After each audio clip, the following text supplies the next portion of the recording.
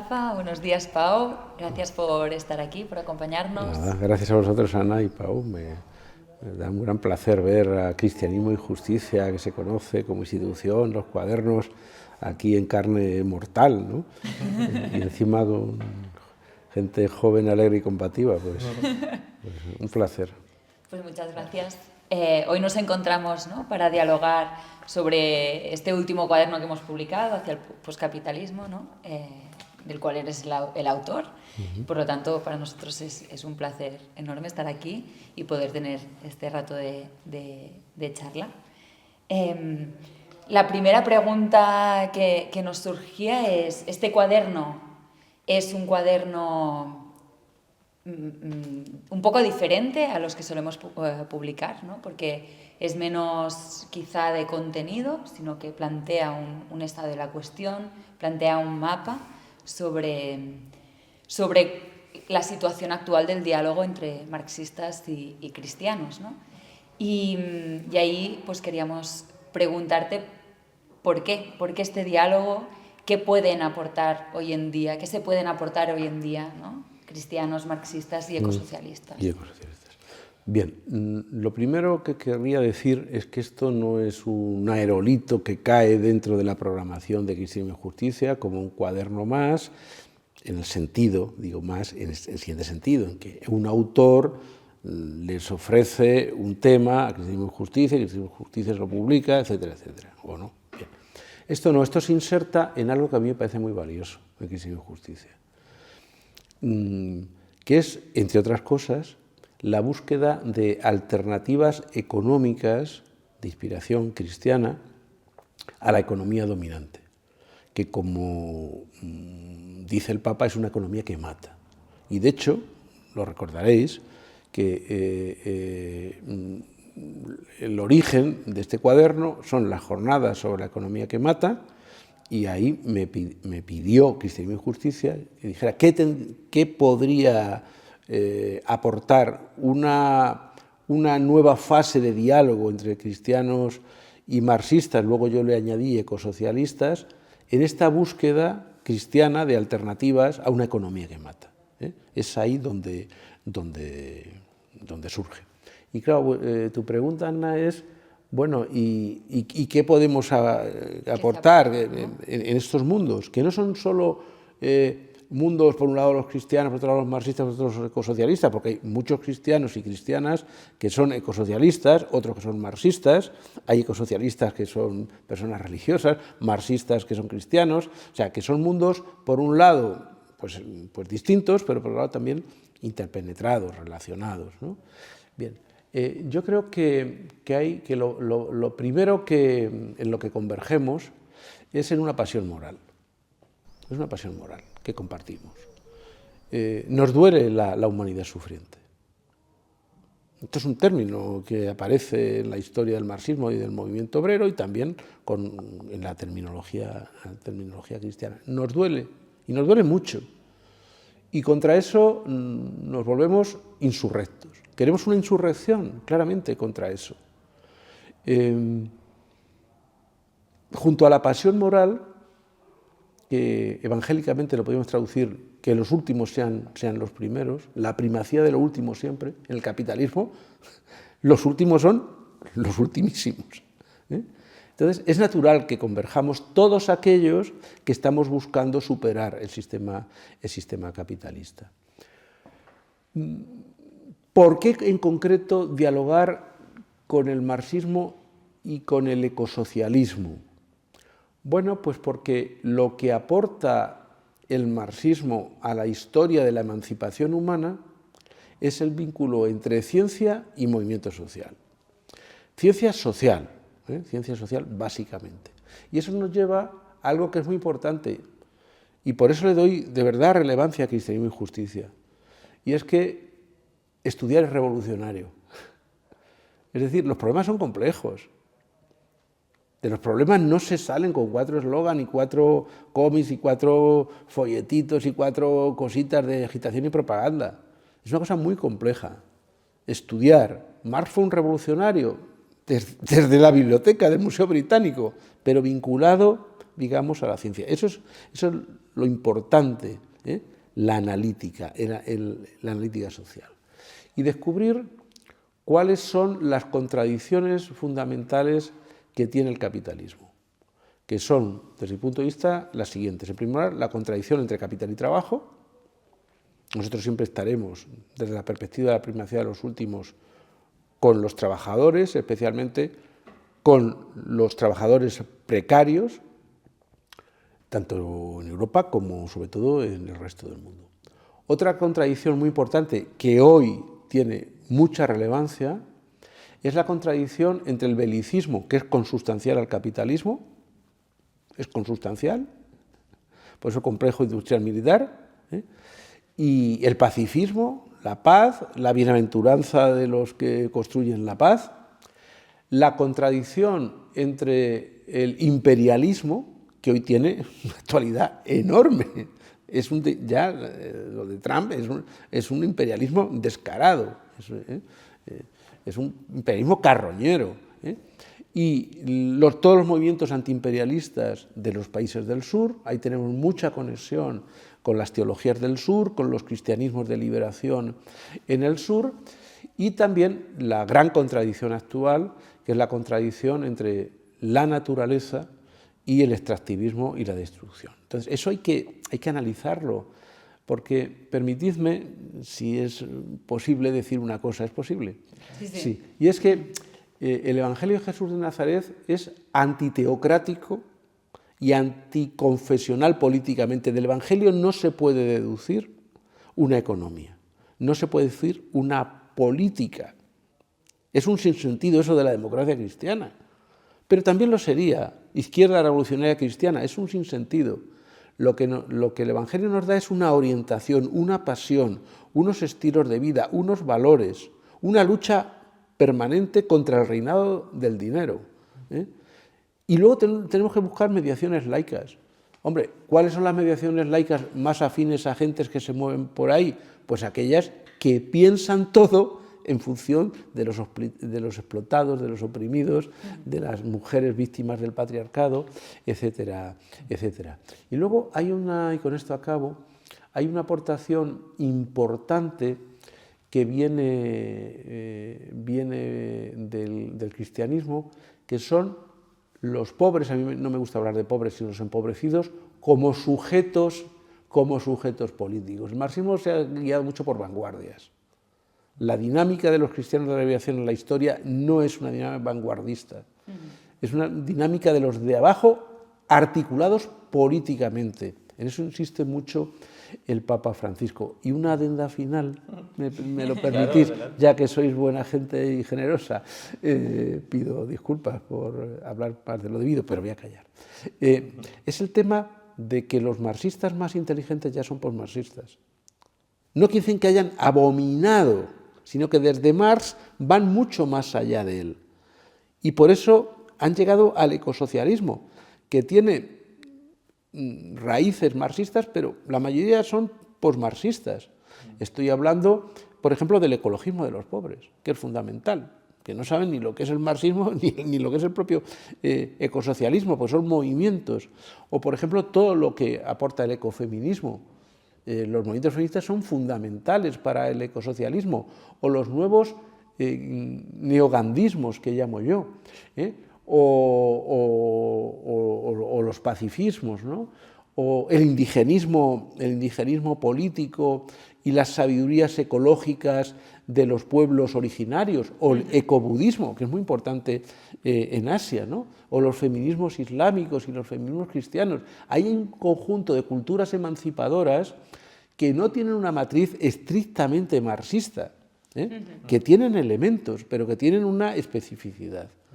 Entonces, yo quiero que esté esto y por eso amplía lo que me pedisteis, el tema del ecosocialismo, porque nos abre una nueva ventana. Mi conclusión es que del marxismo se ha ido generando una especie de nuevo río que desde él nos lleva al ecosocialismo, y que el diálogo tiene que ser fundamentalmente, desde la perspectiva de cristianismo y justicia, entre cristianismo de liberación y ecosocialismo con raíces marxistas y no marxistas. Yo destaco mucho las marxistas, pero sé que no son las únicas. Y ellos mismos saben que no son las únicas, ¿no? Habrá mucha gente, igualmente, que al oír esta cuestión, la del diálogo entre marxismo y cristianismo y ecosocialismo, pensará que es algo que ya está agotado, ¿no? Que se dio en un momento muy concreto de la historia, años 80, Paco Fernández Güell, García Nieto. Sin embargo, tú reivindicas la actualidad de este diálogo. ¿Por qué? Bueno, todos los que dicen que eso está agotado es señal de que no están en los movimientos emancipadores y que políticamente y económicamente, universitariamente, están como mucho en el filantrocapitalismo. O sea, que es ya una tarjeta de presentación. Cuando se está en las luchas, cuando se está pensando, yo soy un profesor universitario y una persona que me dedico al trabajo intelectual, cuando está pensando qué hacer para superar la economía que mata, ¿con quién te encuentras? ¿Cómo va a pasar de moda? Otra cosa es quiénes fabrican las modas para deconstruir las alternativas. No está pasado. Y luego hay algo fundamental, dado que el cristianismo y justicia es una institución cristiana. Es que quien está alentando esto es el propio Papa Francisco, a través de Dialogue, una plataforma para el diálogo con comunistas y marxistas. Lo siento por mis amigos socialdemócratas. Dialogue no va de eso, lo cual no quiere decir que el Papa excluya en modo alguno, pero se ha centrado en ese tipo de organizaciones. Esto nace de un encuentro con Alexis Tsipras en la época de Syriza fuerte y con Luciana Castellina, que es una mujer de extracción comunista muy valiosa, ¿no? Y esto ha salido, como se ve en el cuaderno, en el Observatorio Romano. O sea, el Papa el año 24 ha recibido entonces, la Iglesia está metido en esta. Monseñor Zuppi, presidente de la Conferencia Episcopal Italiana, arzobispo de Bolonia y cardenal, presentó los discursos del Papa Francisco, los movimientos populares, en centros sociales ocupados de Bolonia, con la gente más de democracia directa de base, ¿no? O Monseñor Zuppi, presidente de la Conferencia Episcopal Italiana, vamos a cambiar España y tal, en Rifondazione Comunista. Fue el que hizo una carta invitando a cristianos y no cristianos a la manifestación central en Roma contra la guerra en Ucrania. O sea, que estamos en otra parapacifista el Papa. O sea, entonces, decir que está pasado de moda es que los que nunca llegaron ni a la moda son los quienes lo dicen. Aparte que eso de las modas a mí me revienta. O sea, yo de las modas me parece una estupidez.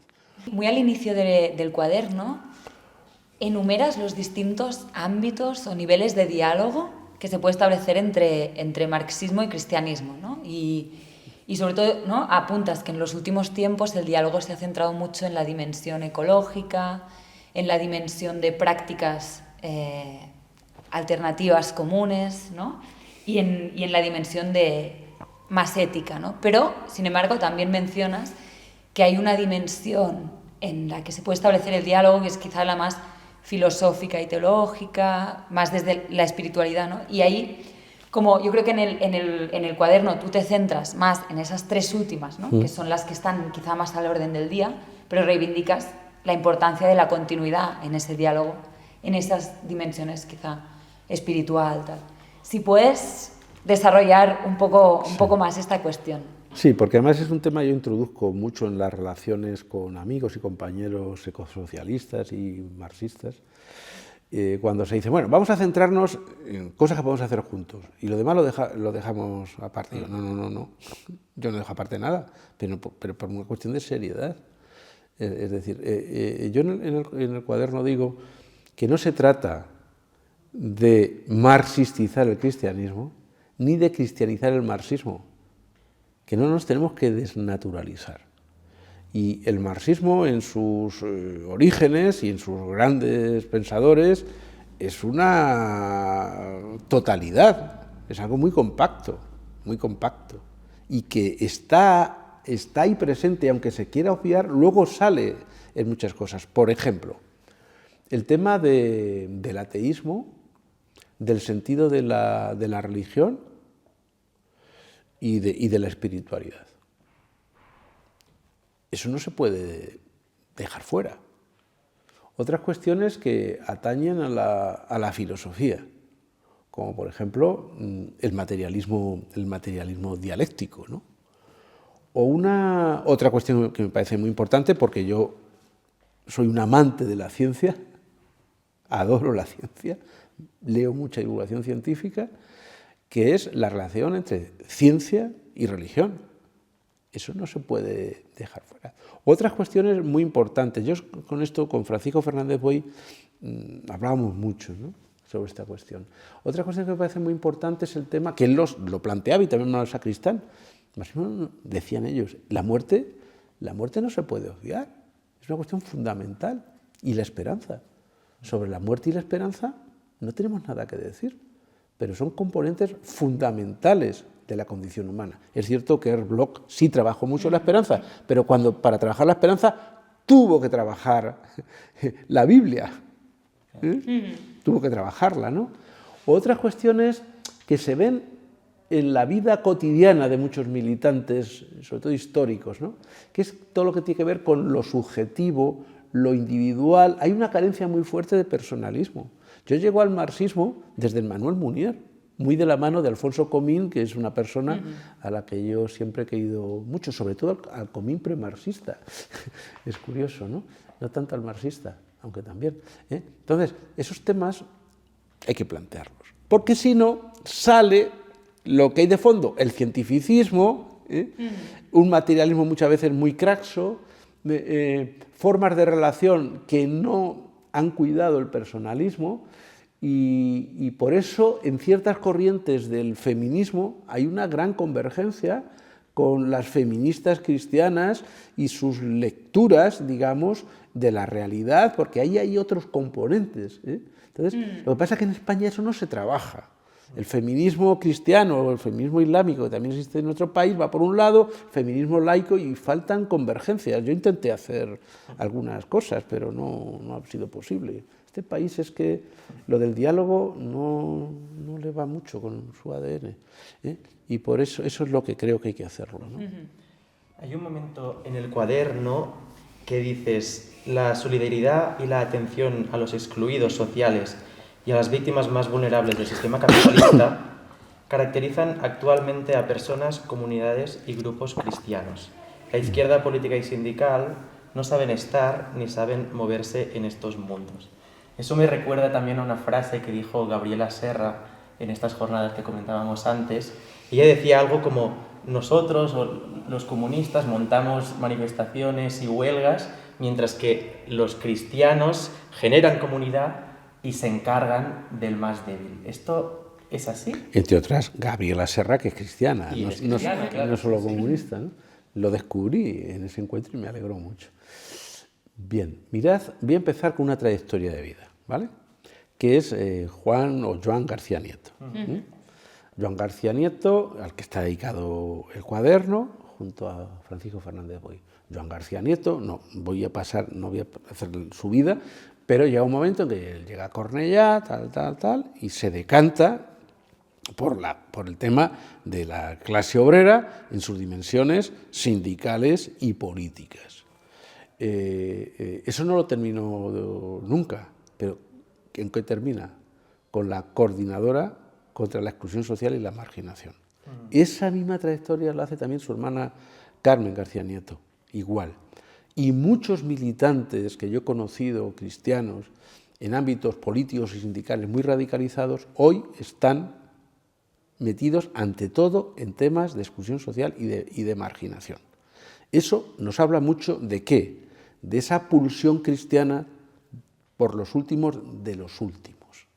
Y no lo hacen por la vía de voluntariados, que eso es filantrocapitalismo. La mayoría de los voluntariados son afines al filantrocapitalismo. No le quito valor, pero atención con lo que se hace, ¿eh? Bien, eso no lo huele la izquierda política y la izquierda sindical. Es que no sabe qué hacer. En primer lugar, porque está ausente.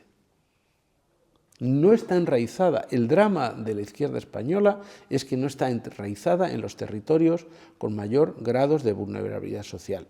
Punto y se acabó. Eso es así y como yo estoy en ese mundo, lo sé y lo reconocen. Y admiran el mundo cristiano, ¿no? Entonces, a mí eso me parece que es muy importante en dos sentidos. Para hacer que la izquierda política y sindical entre en ese mundo, y también y hago una cita del Papa tremenda, y es cuando él dice, él no se pone en contra de lo que llamaríamos voluntariados, aunque no esa palabra, sino se pone también relativamente en contra, o muy fuertemente en contra, de las políticas sociales para los pobres. Y entonces les dice, sálganse de ese corsé de ser asistidos, métanse en política con mayúsculas, son palabras textuales, y articúlense políticamente. Y este es un temazo, este es un gran tema, de cómo hacer un sujeto político de quienes no están en la clase obrera, sino que están entre los últimos de los últimos. Es un gran tema y es un gran reto para el cristianismo, ¿no? En un momento del cuaderno mencionas la propuesta de Rijsman de un marxismo leopardiano, que bueno, me pareció muy interesante, muy sugerente y a la vez tampoco no está muy desarrollado en el cuaderno, ¿no? Y luego lo vinculas o lo coses con la mención a la mística de Joaquín Arriola. Si puedes, bueno, si puedes desarrollar un poco esta idea, ¿no? ¿Qué aportaría ese pesimismo de Leopardi al marxismo? ¿Qué le puede aportar? Sí. Lo primero del marxismo leopardiano, Leopardi, como sabéis, es uno de los grandes poetas y era muy pesimista, ¿no? Se carga el prometeísmo, lo prometeico.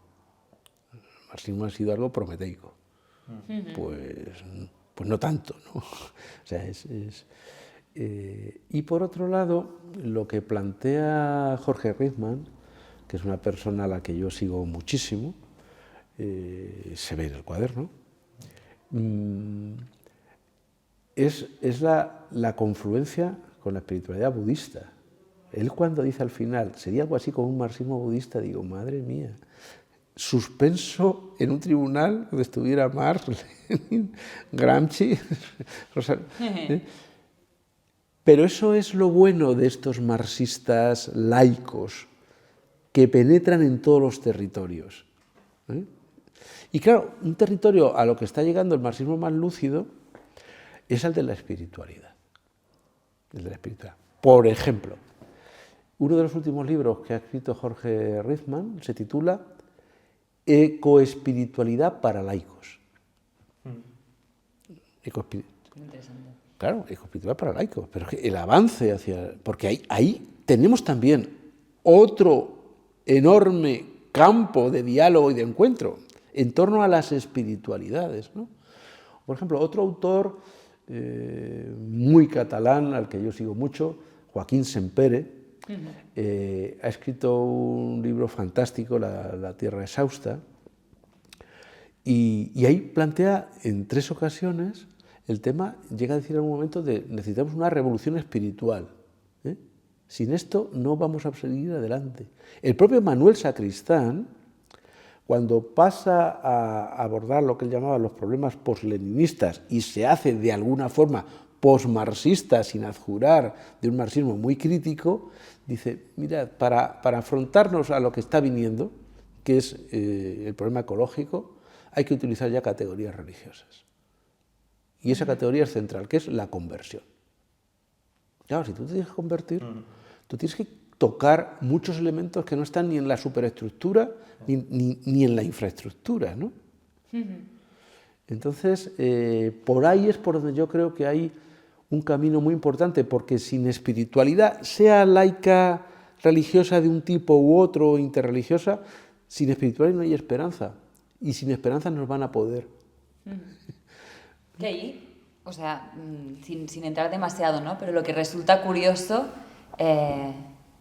es a qué espiritualidad estamos, o sea, qué espiritualidad están buscando, ¿no? Es decir, es curioso que Ritman ahí se adentre en la espiritualidad budista, por ejemplo, ¿no? Y ahí el cristianismo no aparece, ¿no? Cuando No la suena, tradición sí. arraigada históricamente... O sea, ¿por qué crees que, Bueno, pues que no hay ese diálogo? Pues por algo que ya dijo el Concilio Vaticano II. Una de las causas del ateísmo en el mundo es la Iglesia Católica. Punto. Y entonces, yo, que mi medio natural es gente irreligiosa, atea, laicista, anticlerical, ese es el mundo donde mi vida cotidiana se desarrolla, y yo como cristiano público, en eso también aprendí mucho de Alfonso Comín, ¿no? Hay un tapón enorme. O sea, Dios está taponado, el acceso a Dios, pero incluso el acceso a Jesús de Nazaret. Y eso es un sedimento muy fuerte que viene de lejos en este país. Entonces, bueno, eso está cerrado. ¿Por qué el budismo? Porque es una religión atea. Pero es muy interesante este libro de Coespiritualidad para laicos. Y es muy interesante, o sea, porque la espiritualidad no es privilegio de la religión. Yo suelo decir que la espiritualidad es un universal antropológico. La persona que no desarrolla la espiritualidad está autocastrada. La religiosidad es una opción. Es una opción. Es una opción. Interesante. Yendo a otra cuestión que también es bastante fundamental en el cuaderno, que es el tema de las democracias, que tú enumeras, enumerando distintos rasgos de cómo deberían ser las democracias, ¿no? Y hablas de la democracia participativa, conflictual, participativa, internacionalista, etcétera, ¿no? Y esta idea parte, en parte, de unas palabras del Papa, que decía algo como que es imposible imaginar un futuro para la sociedad sin la participación protagónico de las grandes mayorías, y ese protagonismo excede los procedimientos lógicos de democracia formal. Y esto a nosotros nos sorprendió, es decir, esto es una visión de la democracia muy poco liberal y muy radical y muy republicana incluso, ¿no? ¿Qué puedes decir al respecto? Pues que le llaman democracia y no lo es. Eso para empezar, porque eso es verdad. Pero que el Papa tenga esa visión tan Es que el radical. Papa es un tipo de raíces, es un hombre profundo. Es que el Papa es un hombre profundo. ¿Quién es una persona profunda? La que tiene raíces. Además, el Papa, y en eso coincide con Sacristán y Fernández Boy, son antiideológicos. El Papa siempre está dando caña a lo ideológico. Entonces, el Papa ve todo desde los últimos. Dice, ¿hay democracias? Dice, sí, y dice algo tremendo. Las democracias hoy están secuestradas por los poderes. Y entonces las democracias no tienen como sujetos a los pobres. Entonces él tiene esa idea de una democracia que es ante todo democracia económica, que es democracia social, que es democracia laboral, que es democracia internacional, y llama la atención sobre el malestar democrático, sobre la fragilidad de las democracias. ¿Y por qué las democracias son frágiles? Porque hay un antagonismo entre capitalismo y democracia. ¿A capitalismo le viene bien? Cuando le viene bien la democracia formal. O sea, ustedes voten cada 4 años, nos legitiman y ya nos encargamos nosotros de cooptar a los políticos. Habría que matizar, pero es así. Y podría dar muchos ejemplos de los impuestos a las petroleras. Pues al final, ¿qué ha pasado? Punto y se acabó. Entonces, el Papa relaciona la democracia con la máxima distribución del poder, la riqueza y el estatus. Pero eso está en el cuaderno, ¿no? Hay que leerlo. Pero no por mí, sino por el tema. Sí, sí. El Papa es un radical, porque todo hombre sabio es un radical. Hoy no estamos para reformismos. Lo que pasa es que como el capitalismo nos come por dentro, pues un poquito reformismo, un poquito para allá, pero hay que ir a las raíces. El enraizamiento de Simone Weil, ¿no? El enraizarse, eso es muy importante. En convertirse en peligrosos. Si las religiones en Occidente, o el cristianismo, no se convierte en algo peligroso, iremos a lo que Jean-Baptiste Meg llamaba la religión burguesa. incluso la religión aliada con la extrema derecha, que es un tema que no quiero entrar por tiempo, pero voy a entrar por otra cosa que estoy escribiendo ahora. En un próximo diálogo. Ya para ir cerrando, planteemos una última pregunta. Quizá nos vamos un poco de lo que explícitamente trata el cuaderno, pero yo creo que es interesante pues, poder escucharte y poder complementar, ¿no? Una pregunta que nos surgía, ¿no? Es decir, el ecosocialismo, una de las características que más señalas es su dimensión también internacional, ¿no? O universalista, ¿no? Esa visión universalista que es propia del marxismo, que es propia del cristianismo, ¿no? Y que entiendo, ¿no? Que aspira al bien vivir, ¿no? Y al buen vivir para todas y todos, ¿no? ¿De qué forma integra el ecosocialismo esas luchas por la emancipación que llevan también ya décadas, ¿no? La lucha feminista, la lucha y el pensamiento postcolonial primero, luego decolonial, ¿no? ¿De qué aportaciones hacen, cómo se integran todas estas luchas, ¿no? Que igual el indigenismo... Sí, sí. Bueno, pues es muy interesante, Ana, lo que planteas. El ecosocialismo bebe, una de sus fuentes es el ecofeminismo. Sin ecofeminismo no hay ecosocialismo, porque el ecofeminismo hace muchas aportaciones, pero ahora voy a centrar en dos. Por un lado, descubre el componente fuertemente patriarcal del capitalismo. Ninguna ecofeminista puede creerse que el capitalismo es reformable. Una feminista se ahoga en el marco patriarcal del capitalismo, no puede vivir, necesita otro oxígeno, ¿no? Y por otro lado, en el centro, como bien sabes, tú y todas las ecofeministas, ojalá que haya muchas en Cristianismo y Justicia, por cierto, sabéis, las ecofeministas y los que bebemos del ecofeminismo es la centralidad de los cuidados. Lo que pasa es que hay que tener cuidado de los cuidados, porque las sociedades tan marcadas por el capitalismo te lo cogen para la esfera doméstica y para también la dependencia. Y eso está bien, pero los cuidados no terminan ahí, ¿eh? Los cuidados son ante todo de las víctimas que generan victimarios. Es que hay víctimas porque hay victimarios. Y tenemos que luchar contra los victimarios, no solo cuidar de las víctimas, porque si no es un cuidado amputado. También los cuidados, evidentemente, del medio ambiente, de la naturaleza, de la tierra como madre. A mí me gusta hablar de que la tierra es no solo herida, sino violada. O sea, tenemos incorporado la violencia de género, y me parece genial, pero tenemos que incorporar la violencia contra la naturaleza. Cuando Trump dice perfora, perfora, perfora, es un violador. Ese señor es un violador y está incitando a la violación.